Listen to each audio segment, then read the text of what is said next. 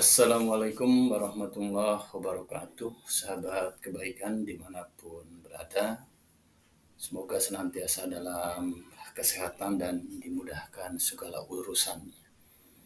Pada video narasi ini saya akan menyampaikan mengenai kesulitan mendidik anak ya. Jadi ini persoalan yang seringkali ditemui oleh para orang tua, sehingga ketika mereka menghadapi masalah dengan anaknya seringkali membuat mereka menjadi stres begitu ya, yang kemudian justru ketika stres maka bisa menimbulkan berbagai hal yang tidak diinginkan.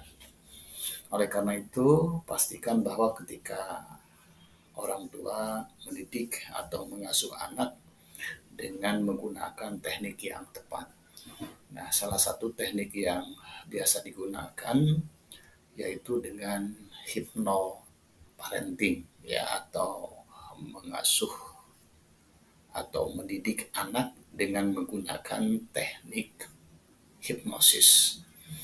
Tetapi hipnosis yang dimaksud dalam konteks ini bukan hipnosis seperti yang pernah Anda saksikan di televisi ya, atau hipnosis yang sifatnya hiburan, tetapi lebih kepada waking hipnosis, hipnosis yang ditempuh dengan pendekatan percakapan, bukan hipnosis yang dikondisikan ketika seseorang ditidurkan atau dalam kondisi tidur ya.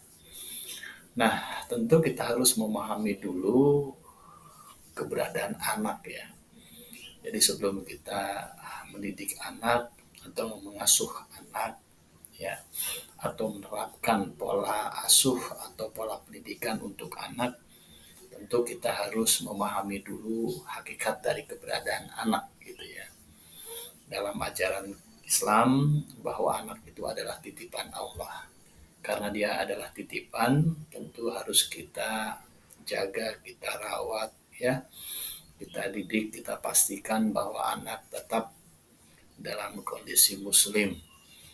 Kita harus memastikan bahwa anak cukup dari sisi pendidikan, akhlaknya, ya, pengetahuan yang terkait dengan keagamaan juga harus terus ditanamkan sampai kemudian dia bisa menjadi anak yang berbakti kepada orang tua dan tentunya juga bertakwa kepada Allah Subhanahu wa taala gitu ya. Nah, memang untuk bisa mencapai pada level itu tidak mudah. Perlu upaya, kesungguhan dan kesabaran yang harus ditunjukkan oleh orang tua. Nah, tetapi harus kita pahami bahwa di sini proses tumbuh kembang anak tidak terlepas dari proses imitasi atau peniruan yang dilakukan orang tua terhadap anak. Ya, oleh karena itu disebutkan nih, menurut suatu penelitian 90% permasalahan anak disebabkan oleh kesalahan dan ketidaktahuan orang tua. Ya, oleh karena itu orang tua harus memahami betul bagaimana peran yang harus dia tunjukkan, keteladanan yang harus dia tunjukkan ya, karena proses imitasi itu sangat besar dilakukan oleh anak terhadap orang tuanya ya. Nah, kemudian harus dipahami juga bahwa anak itu bukan robot ya. Orang tua harus memperlakukan anak sebagaimana dia adalah makhluk yang memiliki perasaan, memiliki emosi, memiliki kondisi-kondisi khas tertentu di mana kita harus menyesuaikan diri dengan perkembangan anak, baik secara fisik maupun secara mental ya. Yang pasti anak bukan robot. Anak memiliki perasaan, keinginan untuk dihargai, ya, dikasihi dan diperlakukan secara manusiawi. Kemudian yang harus diperhatikan juga bahwa pengaruh pikiran orang tua terhadap anak itu besar sekali dampaknya terhadap pertumbuhan anak. Ya, oleh karena itu pastikan bahwa kata-kata dan tindakan orang tua yang bisa mempengaruhi pikiran bawah sadar anak itu harus betul-betul diperhatikan ya, kata-kata yang kita ucapkan harus baik, tindakan yang harus kita tunjukkan baik, karena itu menjadi sesuatu yang kemudian akan berdampak terhadap proses peniruan yang dilakukan oleh anak. Oleh karena itu, pastikan semua hal yang terkait dengan sikap dan tindakan kita adalah tindakan yang positif. Nah, yang harus dipahami lagi adalah bahwa manusia atau dalam hal ini anak itu bisa dikatakan seperti komputer. Dia itu perlu diprogram atau ada proses pemrograman yang harus kita lakukan, yang kita harus pastikan bahwa proses pemrograman tersebut mengacu kepada prinsip-prinsip yang mengarah kepada terbentuknya pribadi anak yang baik ya.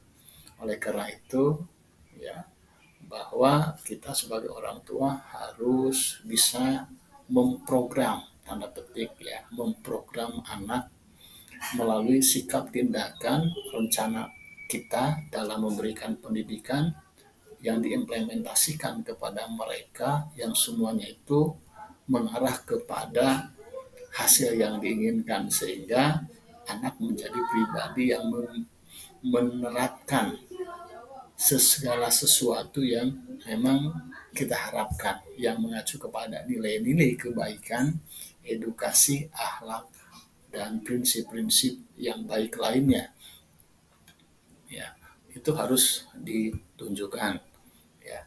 Nah, disebutkan bahwa otak manusia terdiri dari 100 miliar sel otak atau neuron yang ditunjang 100 triliun sel lainnya. Mereka terdapat di dalam gumpalan otak yang volumenya berkapasitas sekitar 1.300 cc. Ya, interaksi antar sirkuit-sirkuit sel otak memungkinkan terbentuknya pikiran, pengalaman, dan karakter seseorang. Ya, jadi kita harus hati-hati tuh ketika berinteraksi dengan anak, menunjukkan sikap dan perilaku terhadap anak, termasuk ketika menyampaikan segala sesuatunya, bahkan termasuk dalam mendidik anak. Ya, semuanya itu harus mengacu kepada prinsip-prinsip yang sesuai dengan perkembangan emosi, mental, atau kejiwaan anak. Ya, apalagi berkenaan dengan bagaimana mekanisme kerja dari sel otak manusia yang begitu rumit, yang memungkinkan proses karakter atau tertanamnya karakter dan kepribadian ini juga terkait dengan bagaimana kinerja otak dari manusia itu bekerja. Ya, sel-sel otak menghasilkan percikan listrik yang dapat diukur dalam mikrowatt dengan kecepatan gelombang listriknya yang diukur dalam hertz, yang memungkinkan manusia untuk berada dalam berbagai kondisi kesadaran termasuk relaksasi. Ya. Bahkan dalam pemahaman hipnosis, gelombang manusia, gelombang otak manusia, maksud saya, terbagi dari gelombang beta, alfa, theta, dan delta.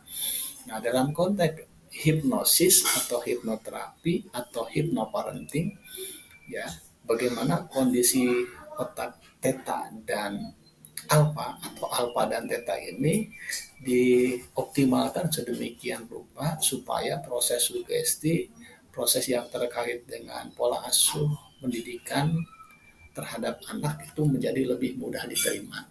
Ya, jadi prinsip dari hipnosis adalah mengkondisikan orang masuk dari gelombang beta ke gelombang otak alfa dan theta. Nah, proses ini bisa dilakukan baik melalui hipnoterapi secara formal maupun bisa melakukan dengan percakapan. Ya, ada teknik-teknik percakapan dalam konteks hipnoparenting ya, untuk bisa memberikan pendidikan kepada anak dengan pendekatan hipnosis, yaitu hipnosis yang sifatnya tidak tidur seperti halnya kita saksikan hipnosis yang ditontonkan di televisi ya.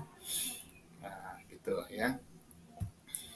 Nah, bagaimana cara kerja otak, pikiran, dan hipnosis? Nah, ini ya, bahwa disebutkan dalam sebuah penelitian pikiran bawah sadar itu ternyata memiliki pengaruh yang sangat dominan untuk mengubah tindakan manusia.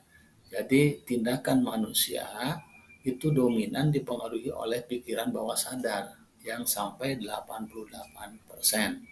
Sedangkan pikiran sadar yang mempengaruhi tindakan itu cuma 12%. Nah, hipnosis itu bekerja di pikiran bawah sadar yang dominan dalam mempengaruhi tindakan. Nah, ya. Jadi optimalisasi dari pikiran bawah sadar untuk bisa mendidik dan mengasuh anak dengan maksimal dalam hypnoparenting betul-betul menjadi fokus perhatian, ya. Dan ada teknik-teknik lain dalam konteks hypnoparenting, misalnya juga selain menggunakan hypnoconversation atau hipnosis dengan mata terbuka atau melalui percakapan yang dilakukan antara orang tua terhadap anak atau orang tua dengan anak, anak dengan orang tua, dan orang tua mengkondisikan ya supaya anak itu dalam kondisi gelombang otak alfa dan theta sebagai upaya untuk mengarahkan ke pikiran bawah sadar yang memungkinkan sugesti-sugesti positif bisa lebih mudah diterima. Ada juga teknik yang sifatnya ketika anak dalam kondisi tidur. Nah, ini disebut sebagai sleeping hypnosis ya. Jadi hipnosis atau hipnoterapi ketika anak dalam kondisi tidur. Nah, ini bisa diintegrasikan dalam ruang lingkup kegiatan dari hypnoparenting gitu ya. Nah, ini penting untuk dipahami ya. Nah, masalah emosional yang tidak ditangani dengan baik pada masa anak-anak atau masa kecil bisa menyebabkan gangguan psikologis atau penyakit psikomatis pada orang dewasa atau pada saat dia dewasa seperti migrain, ya, fobia dan seterusnya.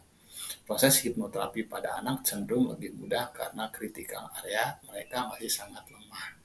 Ya, jadi sangat potensial jika hipnoparenting ini diterapkan pada anak ya, karena memang anak punya kondisi kejiwaan yang khas di mana kritikal areanya masih sangat lemah. Artinya mereka masih lebih mudah untuk disugesti untuk bisa mengikuti apa yang dilakukan atau yang disampaikan orang tua.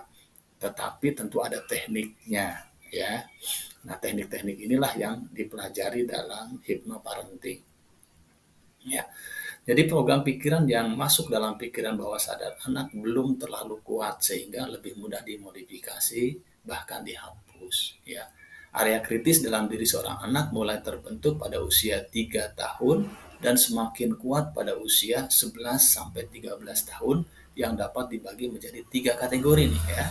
Sangat mudah di sugesti yaitu usia sejak lahir hingga 5 atau 6 tahun ya, sangat muda ya maksud saya. Kemudian usia muda yaitu usia 5 sampai 10 tahun atau 11 tahun dan remaja yaitu usia 12 tahun ke atas. Nah, ini kondisi di mana area kritis seseorang mengalami perkembangan atau perubahan yang berbeda gitu ya.